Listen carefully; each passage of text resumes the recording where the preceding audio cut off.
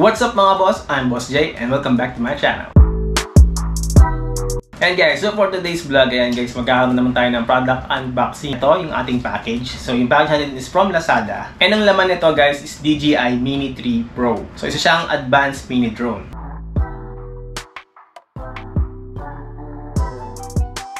And yung package natin guys is may kasamang 128GB SD card. Yung seller naman natin mga boss is DJI Official Store sa Lazada. So ngayon tignan natin yung packaging niya. So yan. So ito yung pinaka-packaging ng ating product.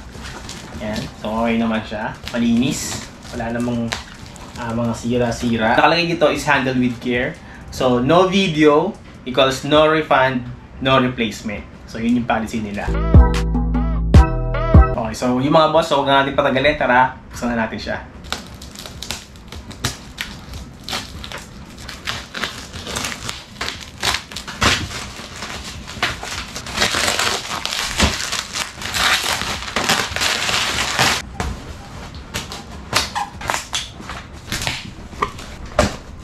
Okay, so ibabaw. Yan siya. Oh, yan. Okay. Siya.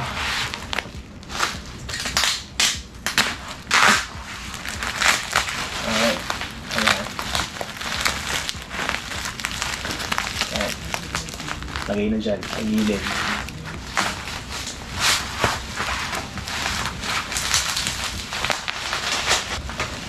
Alright. So, yung pinaka-box.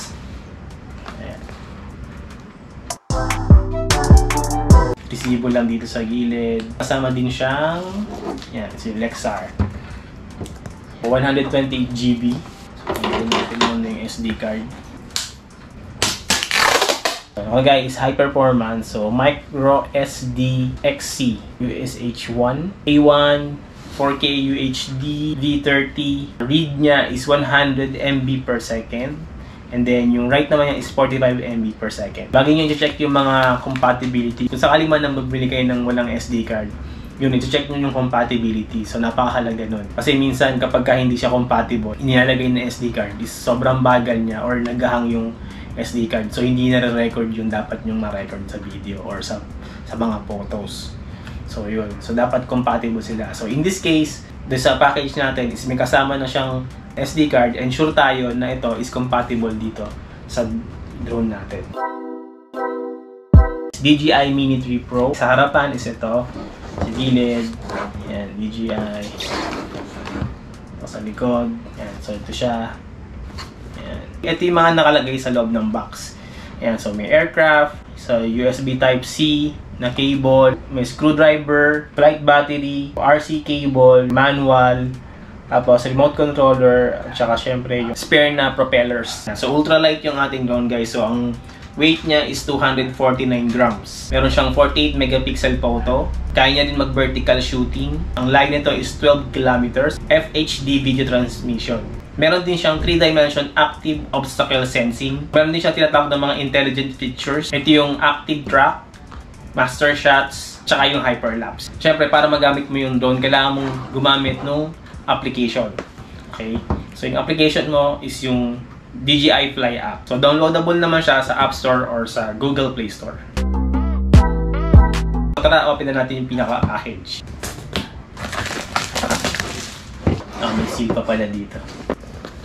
Kasi yung nasa ibabaw, syempre, ito na yung pinaka-drone natin.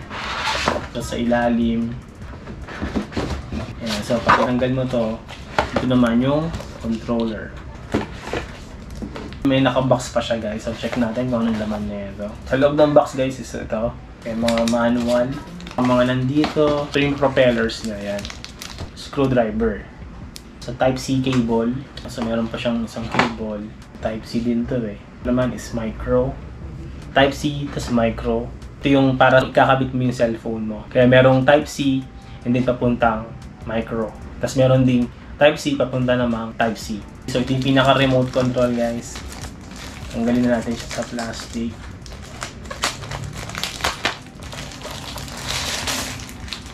Yan. So ito siya, DJI. Gilid. Pirang ilalim. Gilid din niya. Up. Tapos yung pinaka-likod. Ito yung pinaka-drone natin. So, mini lang siya. Maliit siya, guys.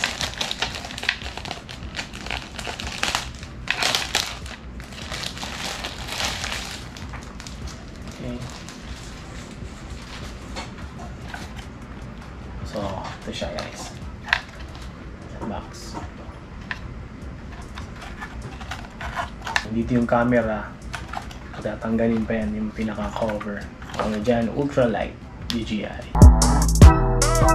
So, may mga reason kung bakit okay din yung mga mini. So, una nga kasi nga, lightweight siya and then hassle-free na rin kasi maliit lang siya. Meron na rin siyang features for next level safety. So, yung ganitong drone guys, hindi na kailangan ng registration sa other countries. And yung design din niya is foldable. So, easy to carry siya at saka madaling itago. Yung isang feature din na ito is next level safety. So, may mga sensor na rin to. So, forward, backward, and then sa downward. Itong Mini 3 Pro is merong APAS 4.0. Ang purpose nun is para makaiwas siya sa mga obstacle, mga complicated na environments. Pro Mini, yung video niya record na 4K and then 60 frame per second. Yung drone din guys is meron din siyang sensor. So, 1/1.3 inches. So, maganda na yung sensor nito, guys. At itong drone is nagsosupport na rin ng HDR footage. So, yung airtime naman niya, guys, is 34 minutes. Meron na siyang perfect portrait. So, kaya niya na mag-shoot ng vertical. So, yung mismong camera is nag-a-adjust siya for vertical shooting. Yung drone din na to is okay siya by night. So, pwede mo siyang ipalipa rin by night. So, maganda yung pagka-capture niya kahit madilim. Then, meron na rin siyang quick transfer. And then, syempre, meron din siyang zoom in tsaka zoom out. And kaya niya mag-zoom in up to 4 times. Try natin ngayon sundan yung quick start guide. Yung unang instruction niya is mag-install ng DJI Fly app. So, using yung phone natin. So, nabasa na siya. Nakalagay is s.dji.com/guide11. Meron nakalagay dyan, download DJI Fly. Download natin guys. Accept lang natin. Download Android APK. Nagda-download na siya guys. So, install lang tayo. So, habang nag-install tayo guys, ayan. So, meron siyang instruction number 2. So, paano tanggalin yung cover dito. Dito sa ibabaw. Sa installation, so okay naman na siya. Up-installed na. Open lang natin. Privacy. Photo permission, location permission. Set all. Allow DJI Fly to access this device location while using this app. Rated function. What data will you share?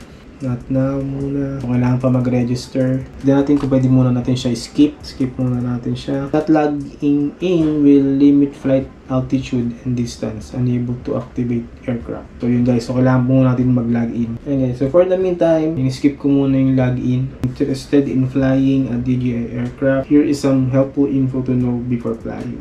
So next lang natin. Okay. So may mga details na ganyan. So ipa-follow lang natin yan. Academy, recommendation zone, fly spot, album, sky pixel profile, connection guide. Bago natin tuloy yun sa application, so punta muna tayo dito guys sa number 2. Ano daw tanggalin itong pinaka-cap. So remove before use. Tanggalin natin to.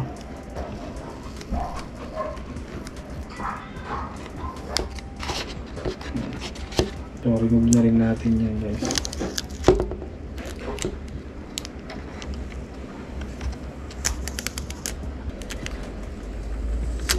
Step number 3, charge to activate the intelligent flight battery before using for the first time. May USB na to. Type C. Natin siya sa charge. Nakalagay dito is 30 watts. Wala akong available na 30 watts. Ang nakita ko lang sa akin is 5 volts, 4 amperes. So, ito siya. So, try ko itong gamitin. So, based sa calculator, ang lumalabas sa kanya is equivalent siya sa 20 watts lang. Pero tatry natin na gamitin ko kung mag-charge naman siya. So, kinabit ko yung charger ko. Kung okay naman siya, mag-charge naman siya. Habang charge tayo guys, so check naman natin yung DJI Fly app. Check natin yung recommended zone. Ano meron sa loob niyan.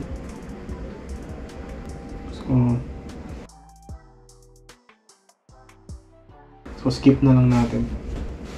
Ito yung map layer. So, red daw is restricted zone. Blue daw is authorization zone. Yung gray, altitude zone. Orange, enhanced warning zone. Tapos, yellow is warning zone. Recommended zone, yung green. Meron din ibang green. Special altitude zones. Tapos, meron pang isa is densely populated area. Gumawa na ako ng profile. So, kinonek ko siya dun sa email ko. Yan, ganyan yung makikita mo guys pag nakikita mo yung profile. Tatakpan ko na lang yung profile ID ko. Pero yan yung makikita mo na screen. So, nakalagay doon yung hours, distance, yung flights. May mga counter siya. Tapos, nandito rin yung mga device management mo. May DJI Forum, DJI Store. Dito mo rin gagawin yung Find My Drone, offline maps, tapos may mga settings. So, kaya na nag-charge na tayo. So, yung drone natin is meron ng konting battery. Ito yung on and off. Siya rin yung para ma-check mo yung battery. Kapag pinrest mo siya ng 1, iilaw yan. Makikita mo dyan kung ano na yung battery mo. Umilaw siya, may konting battery na siya. Pagka pinrest mo to ng matagal, mag-on na to. So, ngayon, check muna natin itong ating controller. So, yan. Makikita mo dito, may on-off din siya. So, same din siya. Kapag kinlik mo yung on and off ng isang beses lang, hindi mo siya pinrest. So, isang beses mo lang siyang kiklik. Yan. So, papatay niya rin na meron siyang battery. So, ito hindi ko pa ito china-charge pero may konting battery na siya. Yung pinaka-handle niya, wala dito. Nandito siya sa ilalim. Yan. Tapos, lalagay mo siya ngayon dito. Dun sa ibabaw. So, screw type lang siya. Ikot mo lang na gano'n. Yan. Sa mismong cellphone, so dito siya nilalagay sa ibabaw. Yan.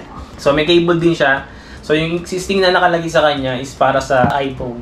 So, ngayon gagawin natin, tatanggalin muna natin siya kasi hindi naman iPhone yung gagamitin natin. Papalitan ko siya ng ganito, yung isang cable niya. So, Type-C din pa rin siya, yung connection ng controller, papunta sa micro USB sa cellphone. Connection guide. Ayan siya. Dito, kukonect na tayo dun sa drone natin. So, pag ginik natin yung connection guide, ito yung susunod na screen. Pag unang quick ka, select mo ngayon yung aircraft mo kung sino. Powering on remote control. So, meron siyang instruction dyan. So, sundan lang natin yung ganito. Ayan, so, naka-on na yung remote natin, yung remote control. Ngayon, kunin natin yung cable. Labas na natin dito. Tapos, lagay natin ngayon yung phone. Tapos, kukonect natin ngayon dito sa wire. Ngayon, labas sa screen mo.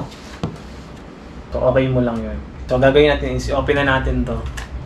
Kasi hinahanap niya. Tumunog siya, yan guys. Tapos may ilaw siya dito. May nakalagay dito, active DJI device. Lumabas dun sa screen. Agree ko lang siya. Activation successful. So may lumabas na ganito. So nakalagay is DJI Care Refresh. For now, skip ko muna siya. The next screen is ganyan. May mga updates na kailangan gawin. Yan. So habang nag-update siya guys, so ngayon ito naman yung ating SD card. Okay, so open na natin siya guys kasi kailangan natin siyang ilagay dun sa aircraft. Ito na guys, ating SD card. Ayan, so habang nag-update siya guys, open natin yung mga propeller niya. Kabilang gilid. Ayan, stretch lang siya. Tapos yung sa ilalim, so medyo pailalim. Hindi siya parang patagilid. Pailalim, hindi siya patagilid, pailalim. Ayan. So pagpasok ko dun sa app, ito na yung nakita ko guys. Ayan. Ito. Kung makikita mo, ito yon yung screen mo dito. Ayan, no? So, ito na siya. Pinapakita niya na yung screen niya. Habang nakapatay pa yung device, so try muna natin ngayon ilagay yung pinaka-SD card.